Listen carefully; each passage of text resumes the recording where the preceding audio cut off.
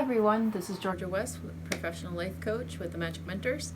I just wanted to take a moment and talk about food intolerances and what they are and how they affect our bodies. And so a lot of people will say like, oh, well, I'm allergic to this, right? And so one of the things is defining the difference between an allergy and a food intolerance.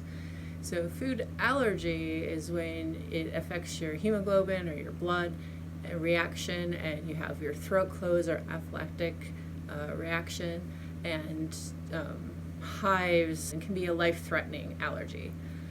It happens usually right away within the first 15 minutes of you ingesting something that you're allergic to or coming into contact with something you're allergic to, and it's very severe, quick, etc. Whereas a food intolerance is something that happens after several hours after you've consumed or come in contact with something, and it's either gotten into your digestive system and it's reacting based on your ability to digest something or not. And that can be an issue with your gut health, but it also can be an issue of just a natural intolerance, a type of allergy.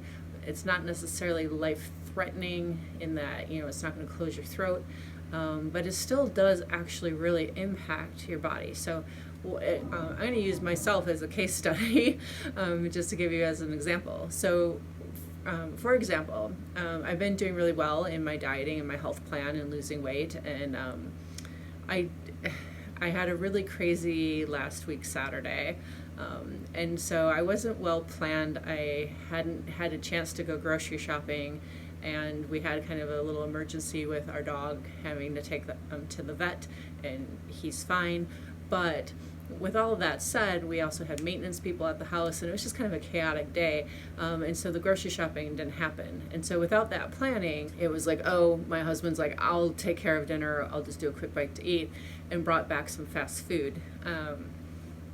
Now, I was like, well, I can eat a quarter of what I normally would eat, right? Stay within my calorie kind of bracket that I generally, I don't count calories, but just to kind of know like I'm within range.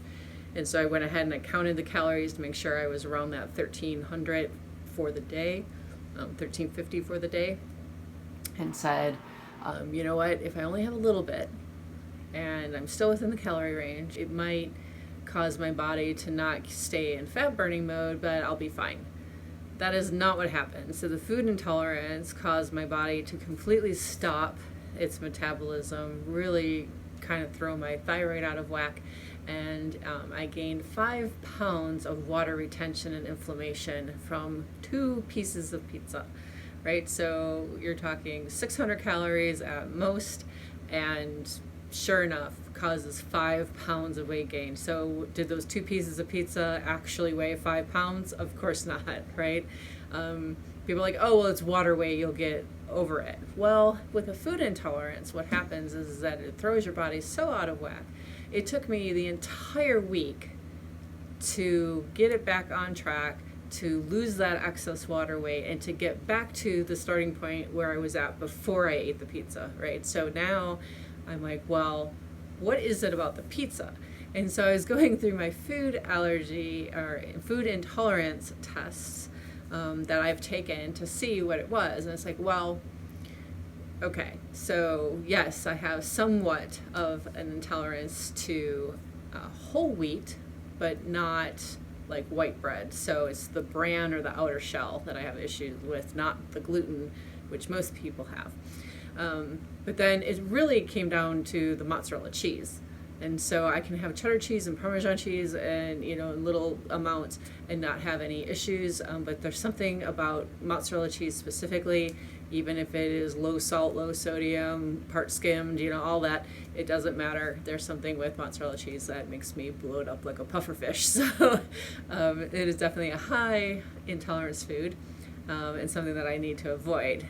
So with that, I kind of wanted to talk about how do you figure out what your food intolerances are? Well, in the old days, you used to have what we called an elimination diet, where you basically, fasted for 24 to 36 hours, and then you slowly introduced 1 or 2 different types of foods and vegetables, etc., over the course of time until you saw what your body reacted to. So you're kind of playing Russian roulette, because obviously you're going to react to something, and it's like, well, on the one hand, you then know, oh, that's what I'm reacting to.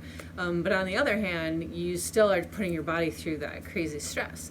So nowadays they have food intolerance testing, where you can use like a drop of blood, or it's usually saliva, you spit into the tube, and you send it in, and they will run your DNA against all of the various foods that they'll test against, and they'll see what is your intolerances.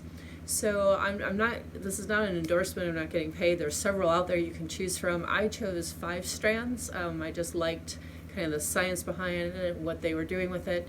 And so the 5 strands food intolerance test is what I took. Now, normally they say people have on average between 5 to 8 foods that will be identified as that they're intolerant to. And then moving forward on how you want to do that. Now they'll split it up, and hopefully I'll pop something up on the screen for you, but they'll divide it between green, yellow, and red. So they say, well, green is a mild intolerance, yellow is a moderate intolerance, and then red is a high intolerance. And so obviously it's giving you kind of the levels in which how your body is responding. And the first thing is to eliminate all the red things, right? All the things that are high intolerance, and then to see if you can move on to yellow, and then down to green if you're still struggling with something. For me though, I had several hundred foods, additives, etc. Come up. There was very few things I didn't have a response to, so it became an issue of what can I eat, right? Because there's hardly anything left. And so I had to actually go through and see what they tested against, and then see what did not show up on the result to see what I could eat. And so it's extremely limited, and I know that could be really frustrating. I'm sure there's other people out there, but there were a lot of things on there that I knew that were also part of my allergy reactions, which are different. So they don't test for allergies, they test for intolerances. So if you know you're allergic to nuts and your throat closes and it's really dangerous for you, but it doesn't show up on this test, that doesn't mean it's wrong or inaccurate. It means that that's an anaphylactic allergy versus an intolerance. Does everybody get that?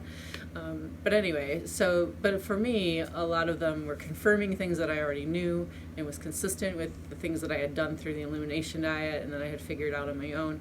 But there was just 200 plus items on there that I had no idea that I was reacting to.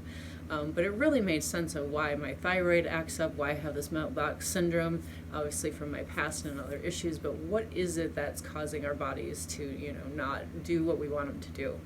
So I wanted to encourage everyone that if you're struggling, that you're saying I'm trying everything, I'm staying, under calories. A lot of times society will shame us and say, oh, well, you're cheating on your diet, or you're not eating, correctly, or, whatever the issue is. They say, well, obviously you're doing it somewhere, you're cheating somehow. Well, that's not necessarily true, right? So some of us can do everything that we know we're supposed to do.